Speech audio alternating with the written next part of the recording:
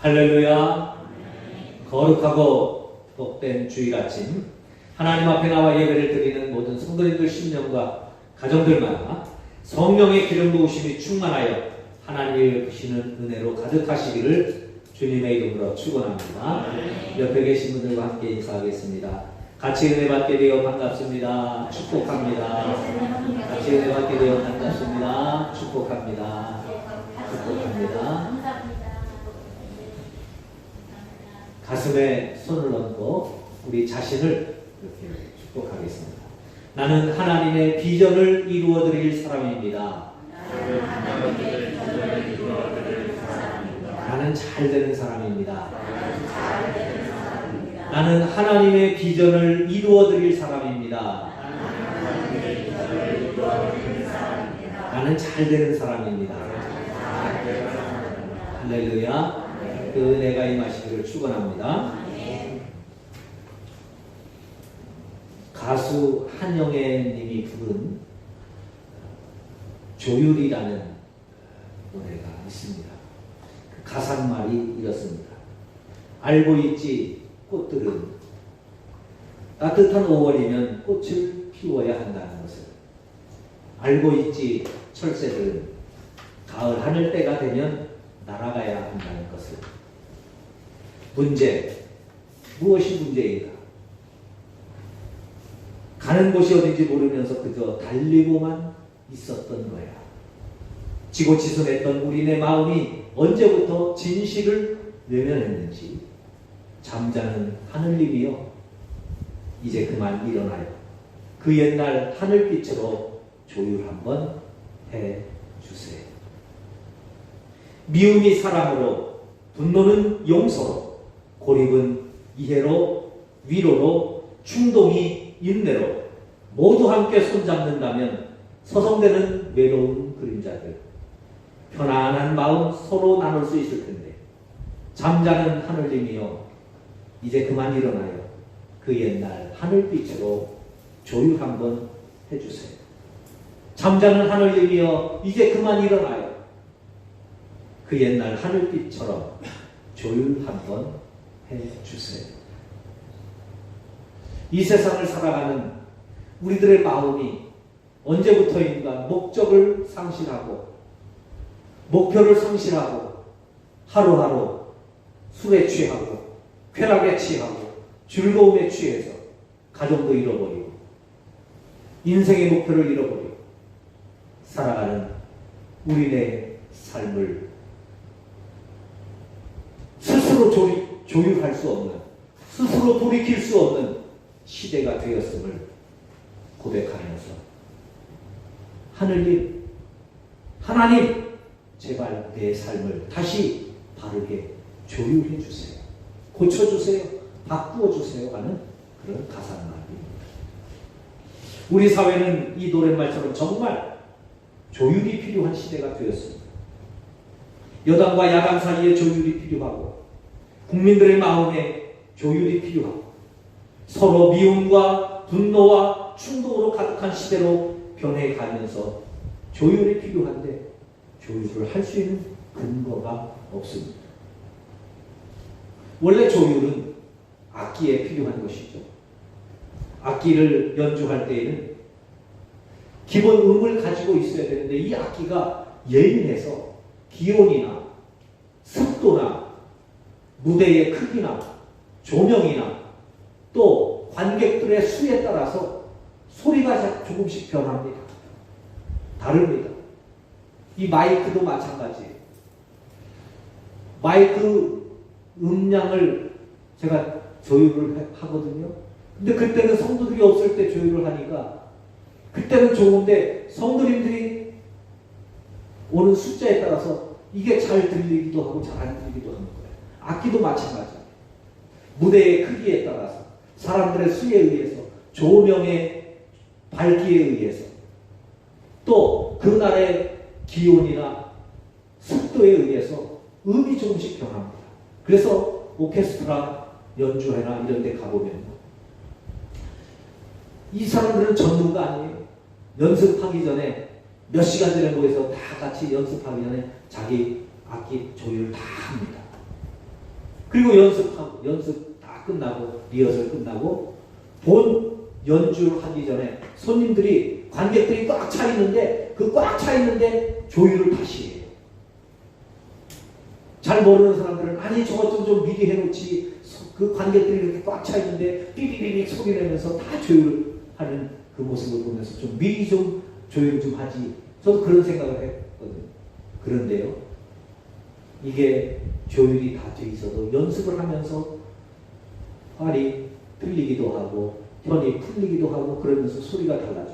또 관객들이 차니까 거기에 따라 소리가 달라지니까 다시 조율을 하는 거예요. 그런데 그 조율을 할 때 피아노가 있으면 피아노가 라 A거든요. A 음인 라 음을 딱 쳐줍니다. 그러면 그 음에 오보에가 맞춥니다. 제일 먼저 오보에가 맞춰요. 피아노가 없으면 그냥 오보에 라 음의 음을 가지고 다른 악기들이 맞춥니다. 그래서 피아노의 라 음에 제일 먼저 오보에가 맞추고 그 다음에 오보의 음에 다른 악기들이 다 맞춰지게 되어집니다. 왜 오보에에 맞출까? 오보에가 음의 변화가 가장 작고 같은 음을 가장 길게 낼 수 있기 때문에 오보에에 맞춘답니다. 이게 오케스트라의 정석입니다. 그래서 오보에의 음이 기준음이 되는 거죠. 그래서 거기에 듣고 오보에가 라음을 라 이게 해주면 거기에 따라서 라 이 음에 다 맞추는 거예요. 그래서 거기서 라, 솔, 파, 미, 레, 도, 라, 시, 도 이렇게 맞춰가는 거예요.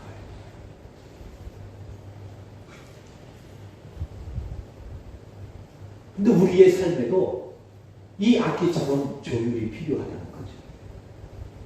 각자가 가진 생각과 말을 같이 맞추는 게 중요해요. 언젠가 제가 그런 말씀 드렸죠. 여러분 동화책을 보면 막 어려움을 겪다가 어려움을 겪다가 주인공들이 힘들게 여러 고난과 풍파를 만나서 지나고 난 다음에 만나서 결혼을 합니다. 그런데 대개 동화가 결혼하면 다 끝나죠. 왜 끝나는 줄 아세요? 동화가 결혼한 후에는 하도 복잡해서 삶이 복잡해서 어떻게 쓸 수가 없답니다. 그래서 동화가 끝난다. 그래서 결혼해서 행복하게 살았더라. 그리고 끝나는 거죠. 왜? 하도 다 각자의 생각과 말이 다 다른 거예요. 각자의 집안과 환경에 따라서 다 다른 거예요. 그래서 결혼한 이제 부부들 보면 다 한두 가지씩은 다 불만이 있죠. 어떤 분들은 뭐 다. 그래서 결혼한 분들에게 행복하죠. 그러면은 다 하는 말이 일관되지 않습니까? 살아라.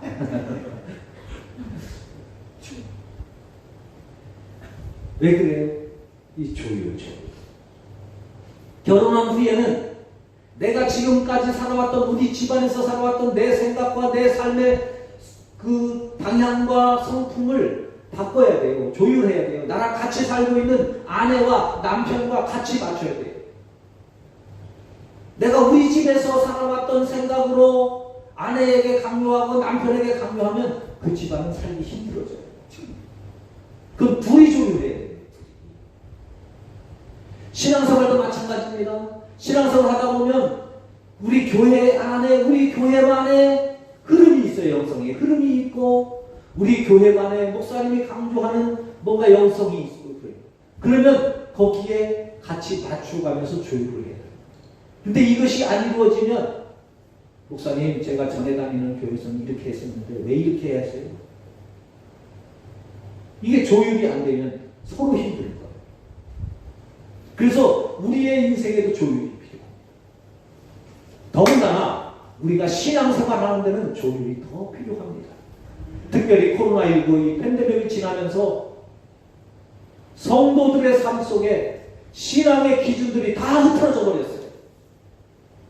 기존에 갖고 있던 신앙의 흐름이나 신앙의 운들이 다 흐트러졌어요. 그래서 예배도 또 같은 구역의 모임도 소그룹의 모임도 성경 공부 모임도 다 흐트러졌어요. 이제는 서로 다 각자 자기의 생각을 하고 있어요. 요즘 같은 시대에 신방을 한다 그러면 서울의 어느 교회에서 그러니까 신방한다고 그러니까 방에도 긴고 모여가지고 목사님 신방을 어떻게 하는 겁니까? 신방 못합니다. 이게 다 다른 거예요.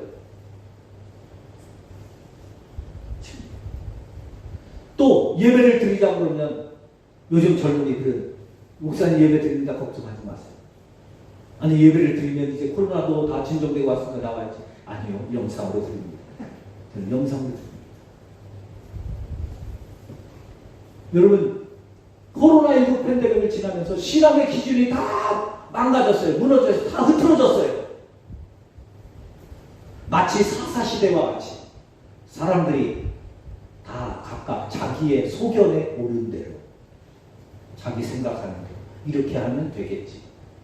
이렇게 해도 괜찮은 저 사람도 이렇게 하는데 그러면서 자기의 기준으로 신앙생활을 한다는 거죠. 아닙니다.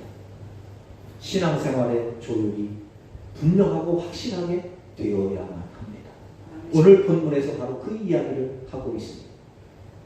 오늘 본문의 배경은 23절부터 예수님이 성전에 들어가 가르치실 때에 백성의 대제사장들과 백성의 장로들과 바리새인들이 나와서 예수님에게 당신이 무슨 권위로 이런 일을 하느냐 하는 그 질문으로부터 시작이 되어지는 거예요.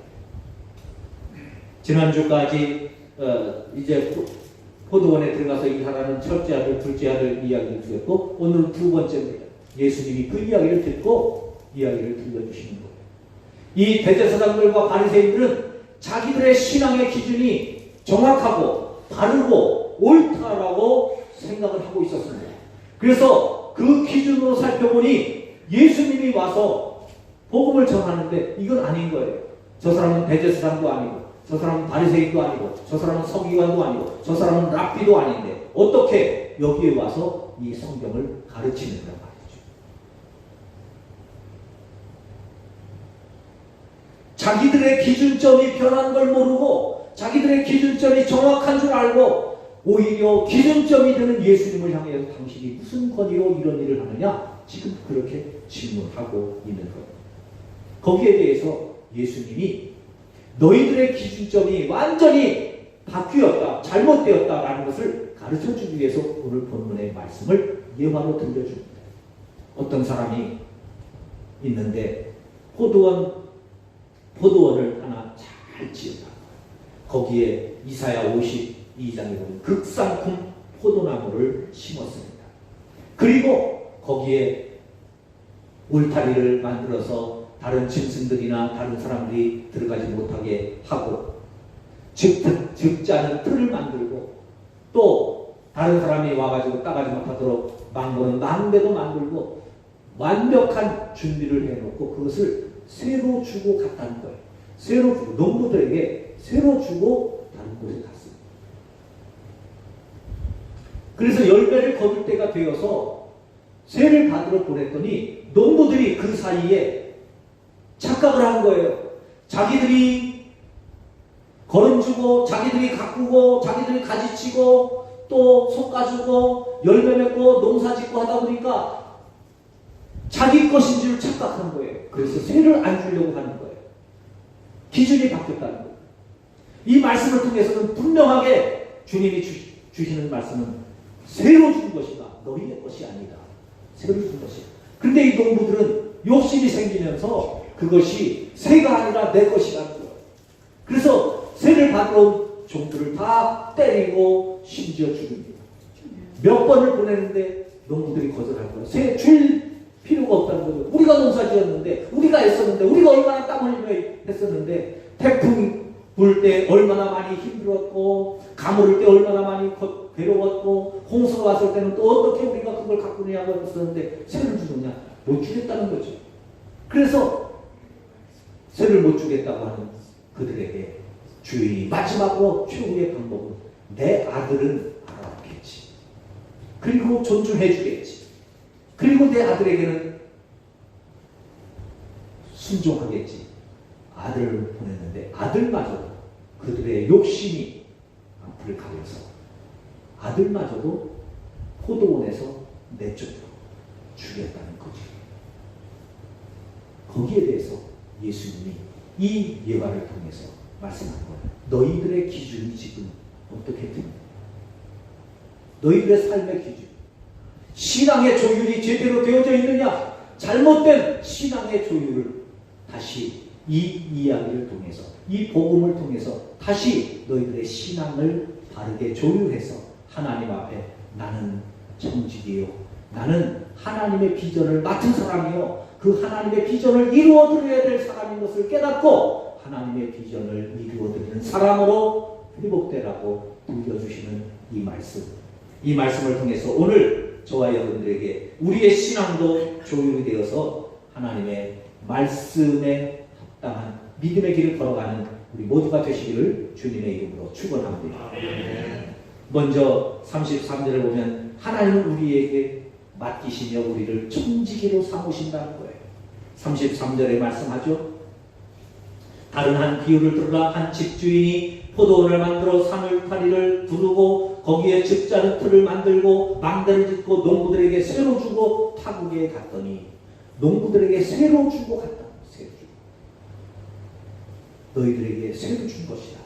맡긴 것이다. 그래서 이거는 너희의 것이 아니라 너희가 맡은 거라는 겁니다. 성경은요, 계속해서 하나님은 우리에게 맡기셨다고 말씀합니다. 창세기 1장에 보면 에덴 동산을 만드시고 에덴 동산을 창조하시고 아담과 하와에게 맡기십니다. 마태복음 25장에 보면 달란트의 비유에서 하나님은 5달란트, 2달란트, 1달란트를 종들에게 맡기십니다. 계속해서 맡기신다는 거예요. 이 맡기신다는 것은 이 말씀을 하시는 이유는 다른 거 아니에요. 네가 주인이 아니다. 너의 주인이, 너의 가정이 네 것이 아니라 하나님이 맡겨주신 것이다. 네가 벌었다고 그 돈이 다 네 것이 아니다. 하나님이 너에게 맡기신 것이다. 너의 건강이 네 것이 아니다. 하나님이 너에게 맡기신 것이다. 너희의 자녀들이 너희의 것이 아니다. 하나님이 너에게 맡기신 것이다. 너희 교회 성전이 너희의 것이 아니다. 하나님이 너희들에게 맡기신 것이다. 하나님이 우리에게 맡기신 것이다. 맡겼다는 말은 뭐예요? 네가 기준점이 아니라는 거예요. 네가 기준점이 아니라. 그래서 우리의 기준점이 하나님이심을 고백하는 성도들이 일주일에 한 번씩 주일날 나와서 하나님 앞에 와서 예배를 드리는 거죠. 하나님, 내가 기준이 아닙니다. 시간에 내 삶에 세를 하나님 앞에 드립니다. 그래서 일주일에 한 번 예배를 드리는 거예요. 예물을, 물질을 드리는 거예요. 물질은 내 것이 아닙니다. 하나님이 주신 것입니다. 자식들이라고 내 마음대로 할 수 있나요? 아니에요. 하나님이 우리에게 잘 양육하라고 맡기신 거예요. 그래서 하나님의 것이 훼손되지 않도록 내 못난 성격 때문에, 내 못난 말 때문에 자녀들이 상처받지 않도록 잘 양육해야 될 책임이 우리에게 있는 거예요. 하나님이 성전을 우리에게 맡기셨으면 이 성전을 잘 가꾸고 지키고 채워야 될 책임이 우리에게 있는 겁니다. 그 셈 맡기셨다는 거예요. 내 것이 그렇다고 해서 내 것이 아니니까 무책임하게 책임의식 가지지 말라는 게 아니죠. 내 것이 아니기에 더 잘 가꾸어야 된다는 거죠. 이것을 잃어버리면 엉뚱한 사람이 됩니다. 에덴 동산에서 아담과 하와가 왜 선악과를 따먹었어요? 내 건 줄 알아요. 내 거야, 내 거. 저거 맞으면 돼. 저거 먹으면 내 건데. 나도 하나님처럼 되는데. 내 마음대로 살아도 되는데. 그 내 마음대로 살면 행복할 것 같으죠? 여러분, 그 선악과를 따먹는 순간, 내 마음대로 살려고 하는 순간 인생은 꼬이기 시작합니다. 괴로움과 고통이 몰려오기 시작합니다.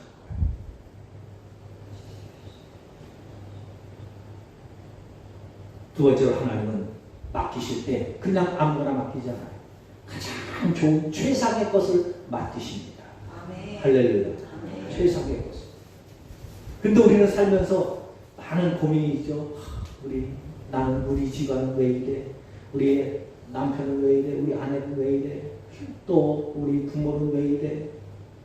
또 우리 교회는 왜 이래? 또 뭐는 왜 이래? 불만이 많죠. 그런데 여러분, 하나님은 우리에게 가장 좋은 최상의 것을 맡겨주십니다. 왜 그러냐?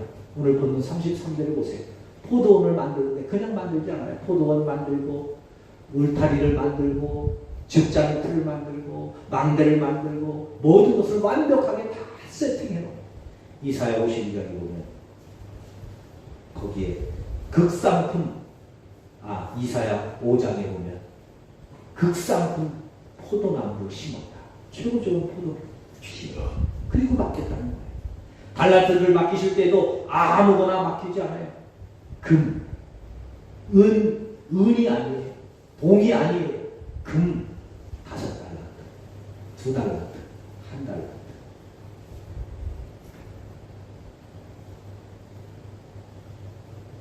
최상의 것을 우리에게 맡기시는 거예요. 그것을 맡기시면서 우리에게 가꾸게 하시는 거예요. 그래서 창세기 1장 26절에 보면 에덴 동산을 만드시고 사람을 만드시면서 다스리게 하자. 28절에 보면 다스리게 하십니다. 다스리게 하십니다. 우리에게 맡기시는 이유는 다른 거 아니에요. 우리를 행복하게 하시기 위해서.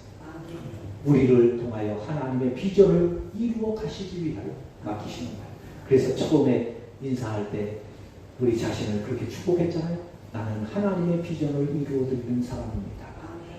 하나님의 비전을 이루시기 위하여 우리에게 맡기신다는 거죠. 그런데 여러분, 그것을 그렇게 맡기심에도 불구하고 우리는 어떻게 해요? 자꾸 내 마음대로 기준점을 바꾸어서 내가 기준이 되려. 그래서 거기서부터 불행이 오는 거예요. 오늘 본문 39절에 보면 이에 잡아 포도원 밖에 내쫓아 죽였느니라. 그가 누구예요? 38절에 보면 농부의 아들입니다. 농부의 아들은 뭐예요? 농부와 같은 기준인 거예요. 근데 그 기준을 밖으로 내쫓는 거예요. 그리고 심지어 죽여버립니다. 왜요? 내가 기준이 되고 싶어. 내가 기준이 되고 싶은 이유가 뭡니까? 욕심 때문에.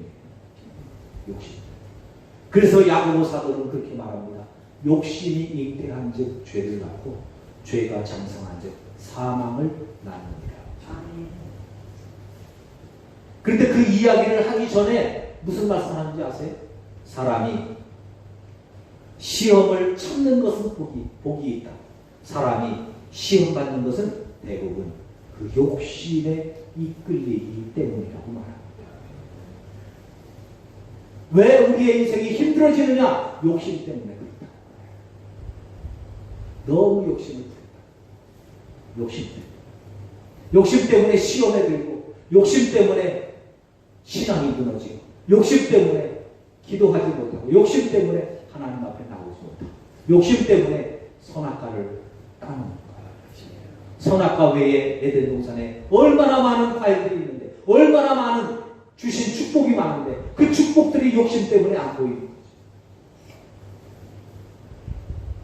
오늘 본문의 종들도 결국 욕심 때문에 망하게 됩니다. 처음에는 자신들에게 이처럼 좋은 포도원을 맡겨주신 것에 대해서 감사했겠지요. 그리고 그 포도원을 통해서 얻게 되는 경제적인 유익 때문에 감사했겠지요. 그런데 욕심이 생겨나니까 새가 아까운 거예요. 결국 그 욕심이 종들을 핍박하게 되고 심지어 주인의 아들까지 포도원에서 내쫓고 죽이게 되었다는 겁니다. 사랑하는 성도들, 이 대목에서 우리의 신앙을 한번 돌이켜볼까요? 하나님이 나에게 맡겨주신 우리 포도원은 어떻습니까? 우리 가정의 포도원, 내 사업장의 포도원, 우리 자녀의 포도원, 우리 교회의 포도원은 어떻습니까? 거기에 하나님의 자리가 있으십니까? 하나님의 기준이 있으십니까? 아니면 내가 기준이 되어서 하나님을 내쫓고 내가 기준되어 있지는 않습니다.